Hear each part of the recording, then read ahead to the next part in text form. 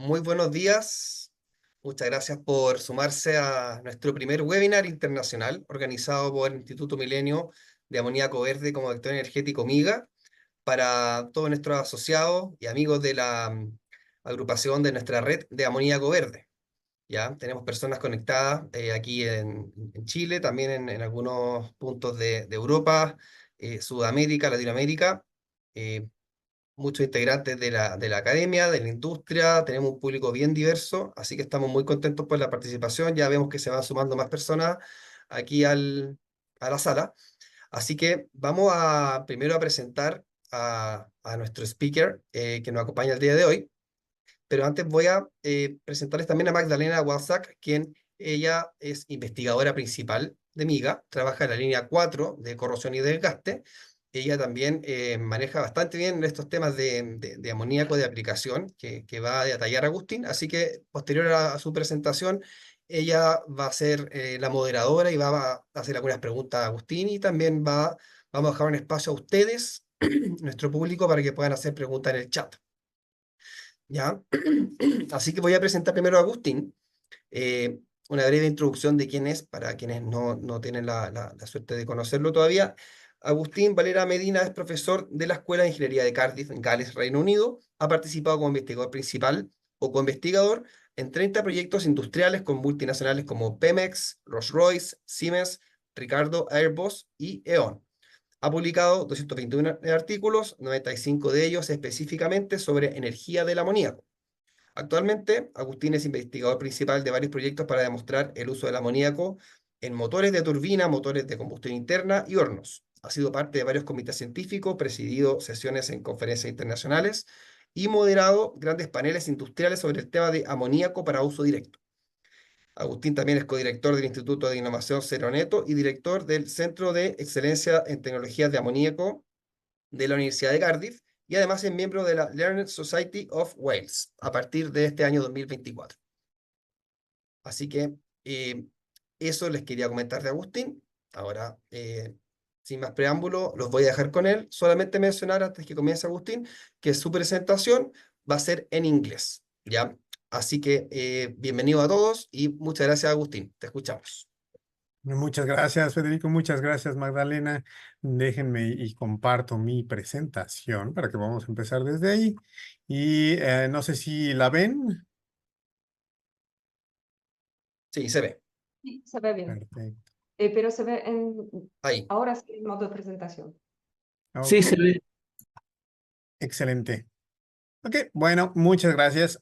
Well, let me start the presentation. Reason because we're doing it in English is, first of all, some of the slides are in English. The second is that we have people coming from different backgrounds, different places around the world. I share some of these with some of my colleagues, so hopefully they will be joining us soon. The discussion and the whole presentation will be focused on these 5 points: an introduction, where I'm going to then present how ammonia can be used as an energy vector, the challenges that we're facing, the Center of Excellence on Ammonia Technologies that we have established here at the university, developments that we got in different areas, and then finally some conclusions that are related to the use of this interesting chemical. This is just some details about my background, those that haven't got a chance to then read them. Again, Federico mentioned about them, most of them, but just as an interesting note, ammonia is also used for salts that can wake up athletes and also people with dizziness and some problems. So ammonia has got loads of different purposes. So from the chemical industry to fertilizers, refrigeration, and as you can see here, ESPN, American football athletes. So it's a very versatile chemical, fascinating thing. In our case, the way that we came across the chemical was one day before Christmas. Siemens gas turbines show up in our university, and they said, we want to burn ammonia. I remember the face of everyone going like, how is this going to be possible? Why are we doing this? Ammonia, come on, is it possible to actually burn it? And I decided to then take the challenge, and it's been 10, 11 years now since then, and we got many projects and many things still coming over because of that bold move. So as an introduction, we know about all these renewable energies that are available worldwide.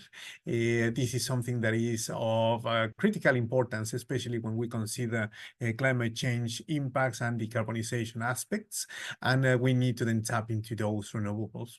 Now, an interesting thing is a few years ago, the Hydrogen Council started looking into different options to actually tap into these sources and eventually produce hydrogen. And the big question is how we're going to then move it around and then distribute it to locations where we need it the most, and then locations where we're actually producing it in large quantities. So you can see here on the left top of the screen, all these greens that show where we have all photovoltaic and wind resources just on land. So again, this increases as we think of offshore, and then we can tap into all these to then produce ammonia. Chile is a very interesting region, as you can see in this darker green color, sorry, that denotes all the potential of the country and the region to actually produce all that amount of energy that is dislocated and also stranded. So the Hydrogen Council started looking into these three different vectors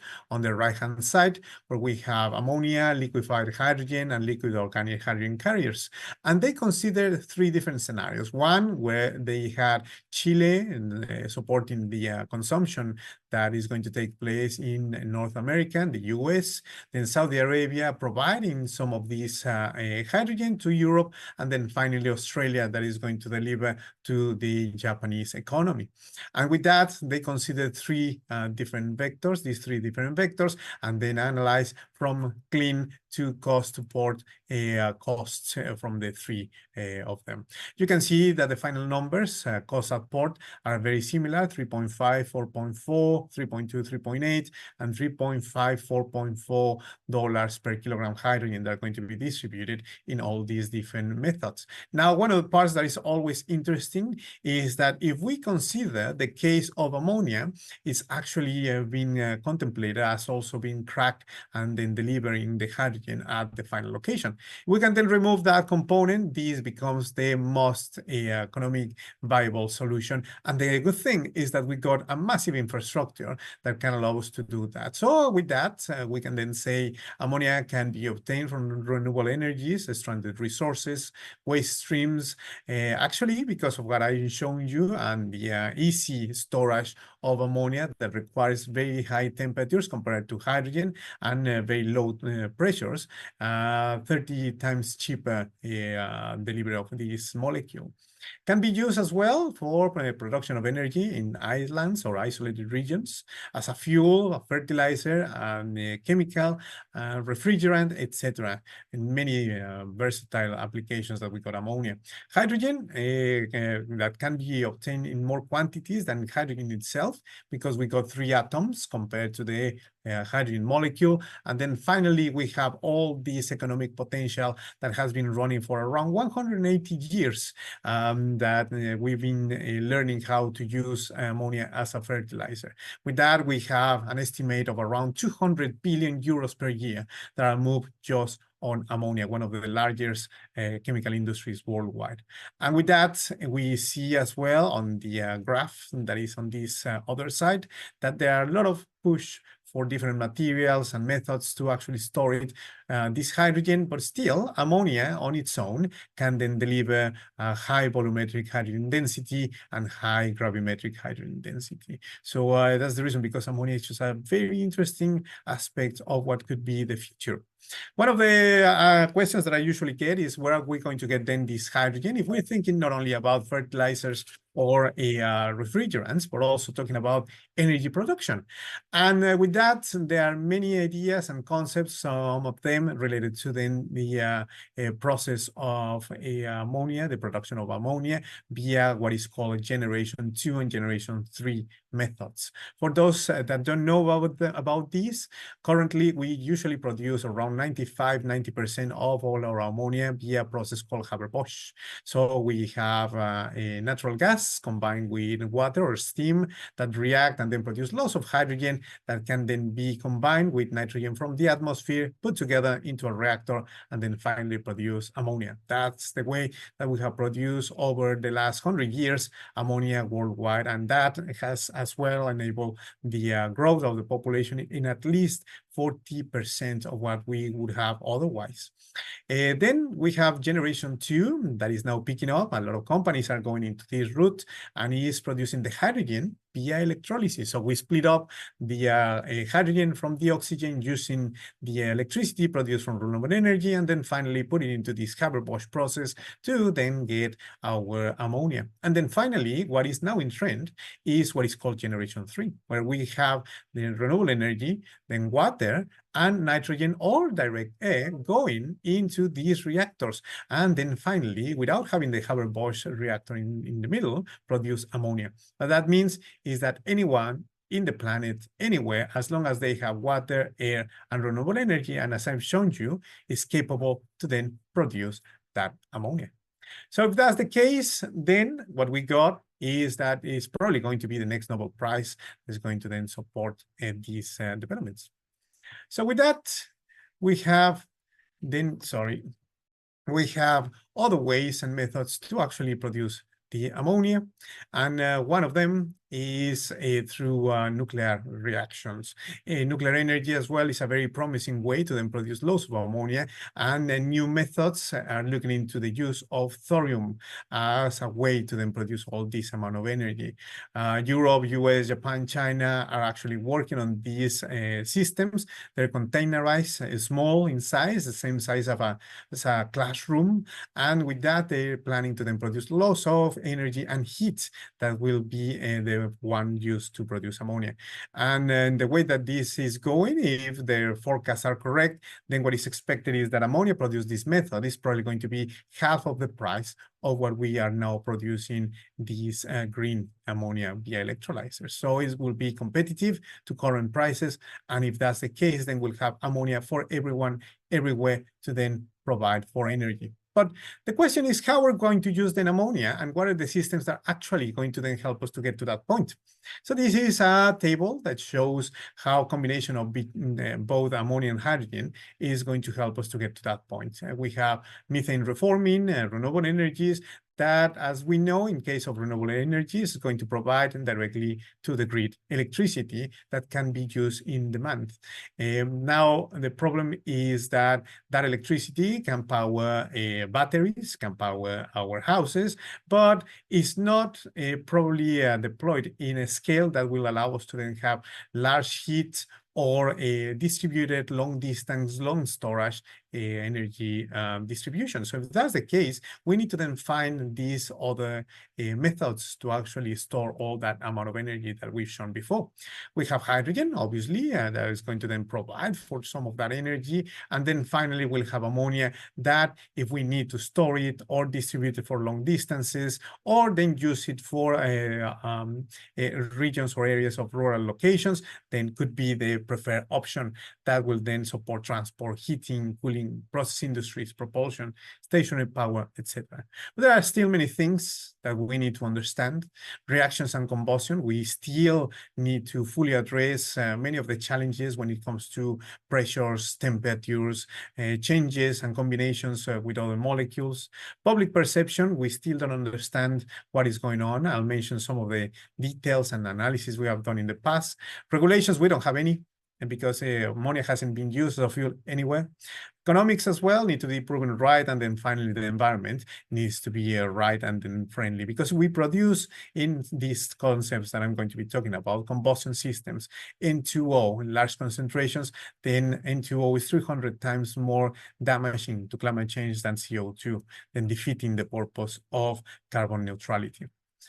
So with that, there are a lot of studies that are looking into the use of these two molecules. So as you can see here, this one is from Minnesota, showing all these different cities across the US, and what they were trying to do was to determine the levelized cost of electricity of systems running on either hydrogen, ammonia, or both of them. And the results were very shocking, and again, not something that wasn't expected.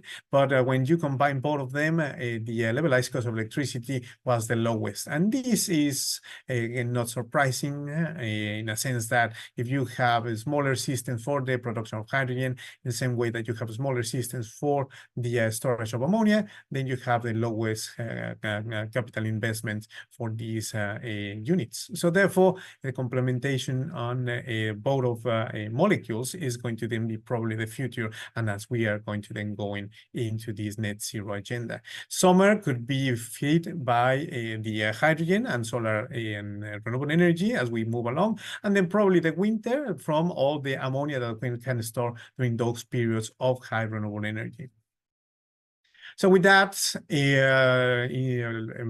organizations like the International Energy Agency finally in 2018 addressed ammonia as a fuel. So that was the first time that they've done it. So in the past, it was just hydrogen, ammonia being only a fertilizer and also a refrigerant. And it was 2018 that finally happened. And with that, it unlocked lots of different fundings across the European Union, the UK, Japan, Asia, North America, and now, well, Chile. We still have some challenges, and four that we have identified fall into these categories. Ammonia, carbon-free synthesis needs to be cost benign and have a reduction, and then finally efficient enough to then provide for these systems to produce enough ammonia for everyone. Power generation at utility scale for ammonia production needs to be stable, and the emissions from low NOxes and also onboard sleep ammonia need to be controlled. Public acceptance through safe regulations and appropriate community engagement is also a critical component, because otherwise we won't be able to then get into any of these. And then finally, the economics need to be profitable as any other project, any other technology. With that, we have created a center of excellence on ammonia technologies that has delivered a lot of research in all these different aspects, from fundamental combustion to marine engines, gas-powered turbines, propulsion systems, backup power, internal combustion engines, heat pumps, furnaces, farming, and then plasmas, with the component of psychology, regulations, and other social aspects. With that, we have a vision to create a net zero innovation hub that is going to be focused on the development of these net zero fuels, including ammonia, with the creation of bespoke units for heat, power, transport, social science and geopolitics, biotechnology and physics, demonstrating the concept in a novel green park. So what are the kind of developments that we are pushing forward and then bringing to this new center and vision that we got for the Center of Excellence? Well, the first is an internal combustion engine that we develop in collaboration with Siemens, Oxford University, and our national facility councils. What we were proving in this case was replacement of natural gas by ammonia and hydrogen. And what we found out was that it can be done. It was a problem when it came to the efficiency of these units, but then one of the components of the research was trying to then bring them up and the efficiency then be closer as possible to natural gas. Also, emissions-wise, we didn't record CO2, as you can imagine, as you remove all the hydrogen and ammonia, but still we have sleep ammonia that is a topic of high research impact and also investments now these days. With that, we bought a twin engine that we have now in our laboratories, and we are looking into the improvement of the cycle efficiencies and also how we can then integrate it into what we call our Strawman agenda. So this is in collaboration with the University of Strathclyde, Newcastle, Nottingham, and Bath. And we are now evaluating the production of hydrogen offshore in Scotland, then the delivery of that hydrogen to ports, and then finally the conversion of some of that hydrogen for seasonal utilization. As I mentioned as well, we are seeing ammonia as the method to power rural locations, because people in the rural locations, they are used to the smells of ammonia. Again, as long as they are not toxic, they can then live with them. They are just used to the manure that can potentially produce 1-2 parts per million of ammonia that is just smelly enough. And with that, we can then provide for heating, cooling, stationary power, heavy duty and stationary backup for the cases of large farms. Similarly, the ammonia can be used and cracked to produce hydrogen to cities, because one of the components that we have realized regarding public perception is that people don't like the ammonia. It's just too smelly compared to rural locations.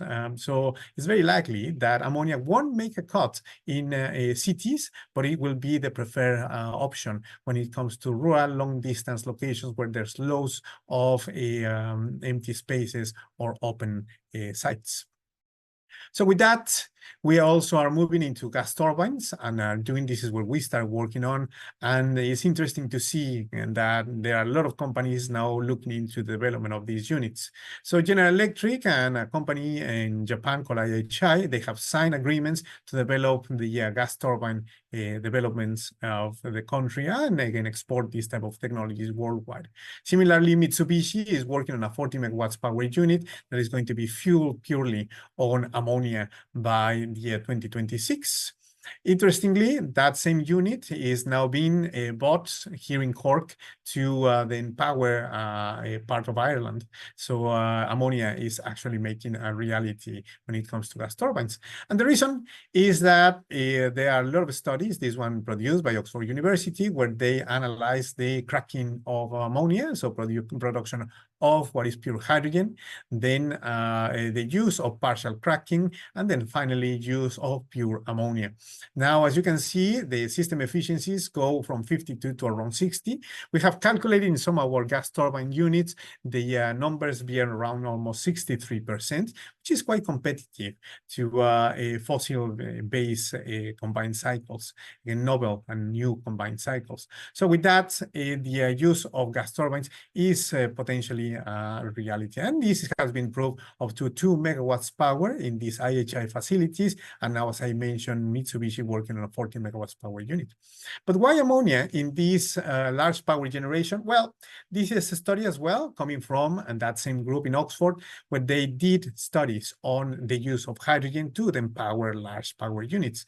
This combined cycle gas turbines, again, power around 80 to 870 megawatts power in the world. So these are the preferred units from Siemens to then deliver the power worldwide.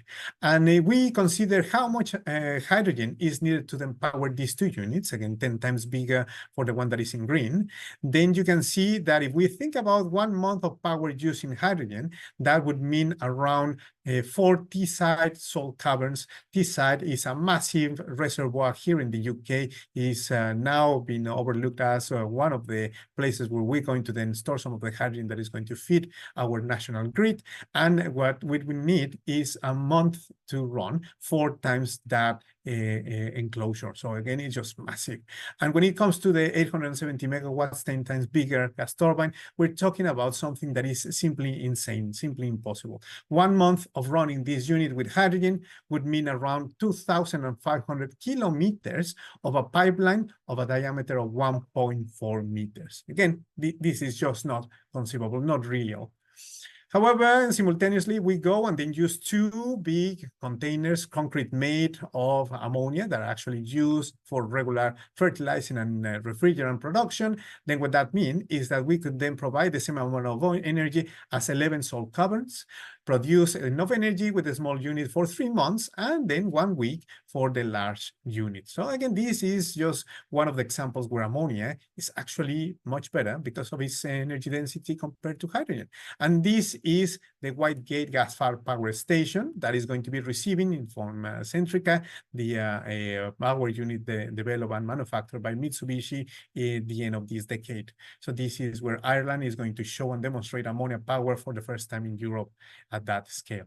For us, we have concentrated a lot on the development of microgas turbines. We start using these blends of ammonia methane because we didn't know at the time, 12 years ago, if ammonia actually was going to burn or not. When we saw it burning, then we decided to then start moving into the realm of hydrogen ammonia.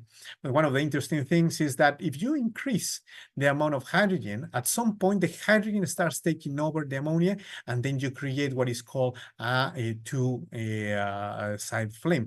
So the hydrogen will burn first, and the unborn ammonia will eventually find its temperature, and because it's very dull, then will start burning separately from the hydrogen and then produce these two flame profiles. So it's something that is not wanted. So that's the reason, because what we had to do was to bring down the hydrogen, and we found this sweet combination of 70% ammonia with 30% hydrogen that would eventually burn and then give us a nice control, nice profile, and low emissions at a very low oxygen ratios. One of the things that was interesting was that at the time when we were presenting all these developments, Japan was as well presenting them in individual separate program, and again just confirming what we had seen already in our tests. Now an interesting thing that happens is that as we start progressing into what is called a second zone combustion system, where we burn on the low oxygen content the first ammonia, then we increase the oxygen, and then we get into a secondary zone that finishes the combustion. That's a really nice and interesting.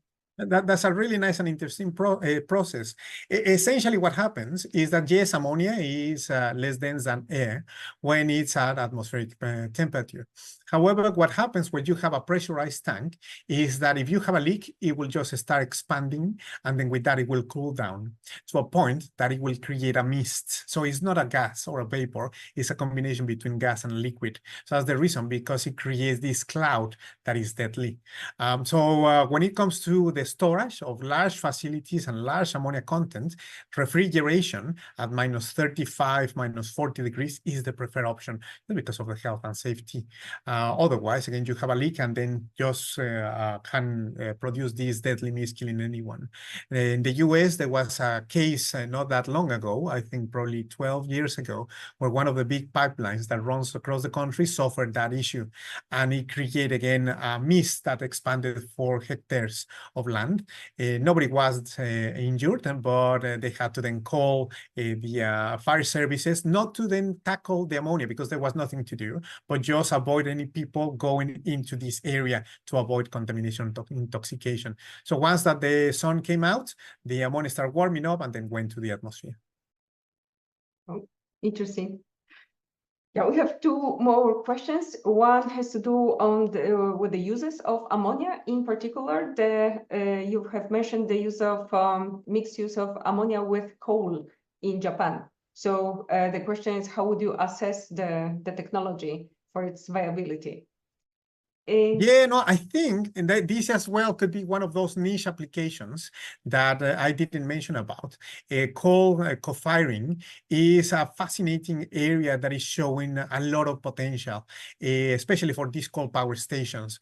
We're thinking about, again, 70 years of running these units, and many of them probably have 10, 15, 20 years, still a long time to go. But what they're finding is that up to 50% ammonia coal co-firing, the radiation that is produced is higher because the temperatures that are being reached are higher than the ones produced by pure coal. The emissions of CO2 obviously come down because you are now using ammonia instead of using coal. And also the NOx emissions are even lower because the unborn ammonia that you still have in the mix is denoxing the process. So this is a fascinating area, and there are a lot of push from not only Japan, but also South Korea, China, Malaysia. We know about them. There are companies, the state companies working on that. India as well, Indonesia, that are now progressing research and doing developments on this co-firing of ammonia coal. So I think it's one of those areas where there's a lot of work to do, and it could be one of the niche applications for ammonia straight away. There's no need for a lot of retrofitting, but that's another fantastic outcome of using ammonia in these power stations. And they're already used to then have ammonia in their facilities for denoxing. So, yeah. Yeah, good. The next question has to do more with the production of ammonia rather than its use for power. And it goes on the scale. So as we look at the scales, the bigger the better. And the question is whether you could picture a technology, or would you assess it feasible to scale it down for countries like Chile, in which we also don't have much of infrastructure available. So do you think it would be competitive? Yes, absolutely. I've been reading some of these new technologies from companies like Proton Ventures, Jupiter Ionics, and Nitrobolt. They are trying to then actually produce these novel generation 2, generation 3 type of systems to provide ammonia medium-sized locations, even go smaller. One of the points that I believe is still needed is to then go for very small production. I'm thinking again just an individual or a small house, but this is just far down the line. Again, as you mentioned, Magdalena, as you increase size, you would increase efficiency. So right now, the efficiencies are just so low for the production of a small scale. But for the production of medium scale, we're getting to that point. I believe that in one of the MIGA's webinars and the previous LATAM Ammonia conference, Juniper Ionics by Victor, he presented his work and what their deficiencies they're getting these days, forecasting around 43% compared to the 57 that you get in the Haber-Bosch. So it's pretty good. Pretty good. And yes, I think when it comes to the medium size, it's going to have a thriving market in less than 10 years. So yeah, I think it's very doable. There are already companies working on that. And I guess, again, as one of the MIGA's objectives and visions is to then join some of these developments as well. Okay, thank you. We still have 2 minutes, which I would save for a question of my own.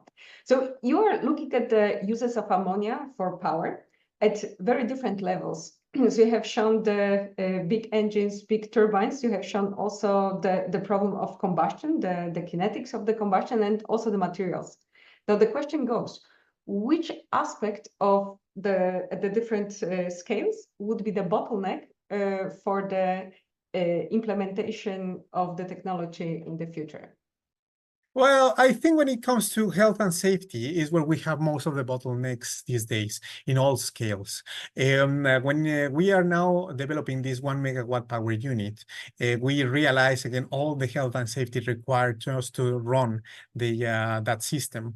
And if we think about something that is a smaller scale, for example, in domestic appliances, it will be the health and safety that we will require just for people to have some ammonia line close to them. So that is the major problem. When it comes to the reactions, the combustion itself, I think now there are methods. We still are some of them inefficient, but we're moving into the direction that is getting us to then have higher combustion efficiencies. But when it comes to the aspect of regulations and the public perception, that's the main challenge. That is where we see most of the barriers right now at all scales. Oh, yeah, that's interesting because in Chile, ammonia is classified as a dangerous substance and not as a fuel. So starting to make up systems that would be using as a fuel is out of regulation. So what is the state in UK? Do you have a regulation? Nothing like that. Actually, one of the this 1 megawatt power unit, we're going to test it in a Ministry of Defense location because they are used to explosions.